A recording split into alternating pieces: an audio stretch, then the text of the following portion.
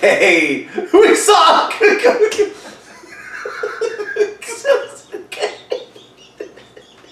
This is already atrocious.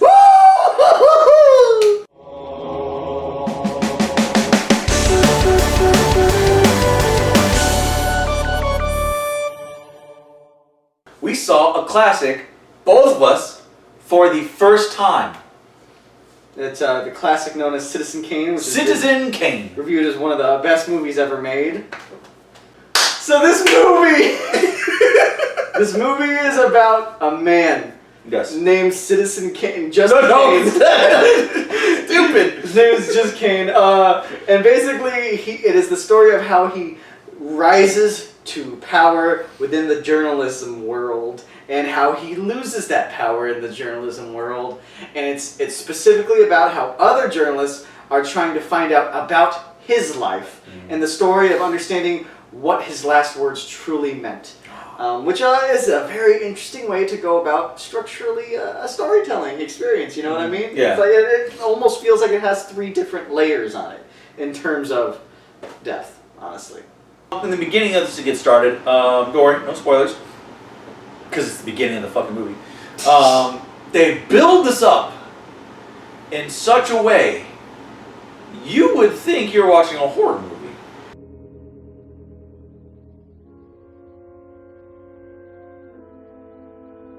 Yeah, this movie is very old-timey in presentation, at least in the beginning, because there's a lot of mood setting. And because I can't remember the year right now it came out. Sean, put it right here next to me. 1941. I could say it. It's in my head.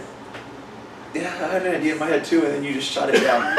With other movies, it's easy to see age, and in this movie, it definitely is visible because you can definitely see some of the Hollywoodisms, like the mood setting, very bombastic, minor key music, and just a huge exposition reel. Oh, yeah. Which is themed to the movie, I would add, so they do a good job of putting it into the film.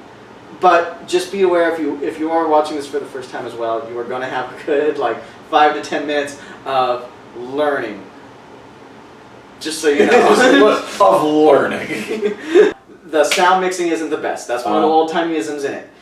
So basically, people will be talking lower than the backing music. That does happen, and it's because this music is very old-timey and that it's very aggressive and big and just doesn't necessarily fit the tone of the film. Nowadays, we see soundtracks become more as a support for the film, and this is back in that era where people would make all this music to just be behind the film, if you know what I mean. Yeah. This movie has that, which is it's a flaw of the time. Kind of like when they do cut scenes, all da da da. Next scene, da da da. It's like exactly. Millions of Spain off Jersey coast.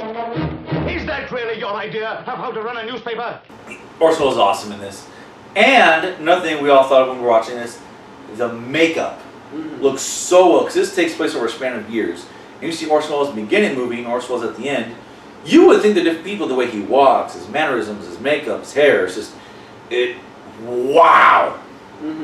For being back in the day, aging him, not to look old, you see a man who aged and you can tell he's gone through some stuff in his mind, and I really think that's awesome. So kudos to the whole team behind this movie. Yeah, no, because you on piggybacking on the makeup thing, it's so interesting because literally moments in the movie where you just jump a span of maybe a year or two, you see some sort of aging process, even if it's very minimal. Things as simple as just in this scene, which takes place 2 years afterwards, he suddenly has a mustache as opposed to not having one. It's little changes like that that really cement that time. And it's funny because it's not necessarily a movie where it's structured, this is the beginning of his life, whoop, to the end of his life. No, it actually, in a way, it even bits and pieces all of that. You'll see the beginning to the end of his life from one person's perspective, because like I said, it's journalism people trying to find out about his life by going to different people and talking to them. So you'll get this one person's story, then you'll go back, then you get this other person's story of the same person, and in the way they do it, it's really cool because they keep introducing more ideas and more to his life, but also still not being completely coherent. it like keeps jumping back. It's different people's perspective on the same person. Obviously, that's going to be different. Yeah. Different people have different perspectives of people. The way it's structured is fucking phenomenal. It's like it's honestly shocking how great this story was able to be put its story together. And if I remember correctly from things I've heard or read, Orson Welles wasn't really well received for this movie. Like it didn't go when this movie first came out. Yeah. It wasn't praised like it is today. People saw like, oh, okay, you made a movie. It's not that great. But in fact, it's like, yeah, it is. So I think people just didn't like poor Orson. I think there was a whole drama there. Well, the movie itself is very controversial because if you don't know, I don't think you knew. Are you trying to say I'm dumb? No. Quick at it.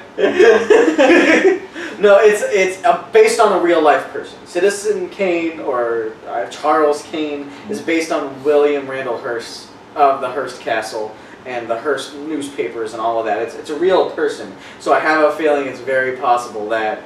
Oh, he probably did some stuff to make sure he didn't get as popular. This movie does not put him in a good light at all. It's definitely one of those films, and I will say, from seeing it now, it is way ahead of its time. Yeah, you see the old isms in there, but it's super ahead of its time. I don't know if you've noticed, like from just the technical aspects, it's pretty shocking. The camera work too. Like the camera work. The camera work and.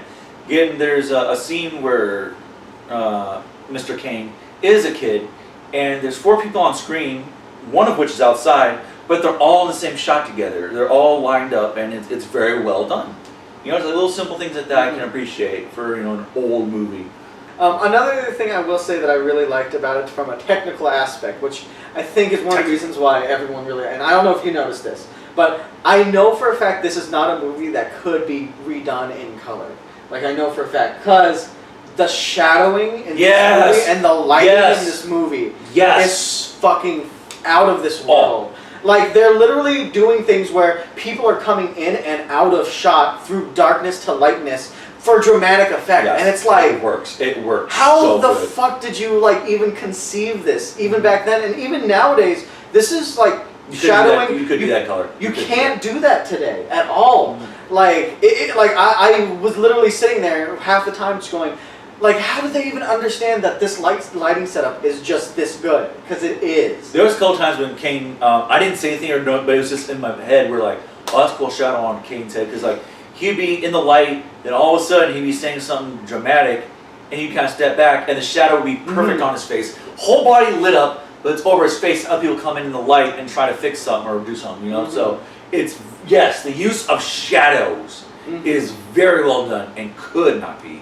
Yeah. You can't do that. You really cannot do that in color. Yeah, it's like just from the beginning you can tell it's happening. And the further, I'm just honestly getting psyched thinking about it because there's so many scenes where people even have a more aggressive demeanor just by the way they cast shadows on other people while they talk. And it's like this is stuff that no one even thinks about when they make a movie. And it's so prevalent in this, it's actually ridiculous. This, for me, this was it's just so good. Granted, it's not one of those words. It's like, it's a slow burn, and you're solving a mystery. Yeah. Heads. All right. Yeah, surprise. Why you liked it? I will not say it's my favorite movie. I won't say that. To me, it's not the best movie ever made. But I can see what people think it is. There is a reason why it's been revered, and I can clearly see that. Like, this is a movie that definitely stands the test of time. Yes. I can safely say there is a lot of people now that will not enjoy this film. It's definitely a niche kind of film now, but for someone that can enjoy a film like this, you will really enjoy a film like this. Oh yeah.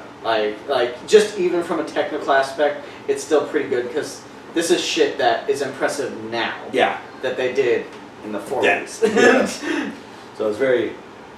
God, this took me by surprise how much I like this movie because when you always hear Citizen Kane, the best movie ever. It's like, okay, I heard the same thing about Frozen. Let me down. Hopefully this doesn't. No, it's Let Me Go. I like Frozen. You can like it. I'm just saying it's not the best movie ever. 10 out of 10. That's great, Sean. Good. You did it. You voiced your opinion, and hey, that's yours. feel like I'm being very condescending again. No! I'm not condescending to you. I love you and your ideas. It's not making it better now. We're gonna make it better. Shut up. I don't want to make it better now. Do you want a quick edit? It's not my personal favorite movie out there, but it's one that I give so much respect to, and so it earns its way up there. It's just really interesting seeing the life of someone who can just live with the fact that his first name is Citizen. Like, that's just mind blowing to me. You know? Hey, shut up! I'm voicing opinions.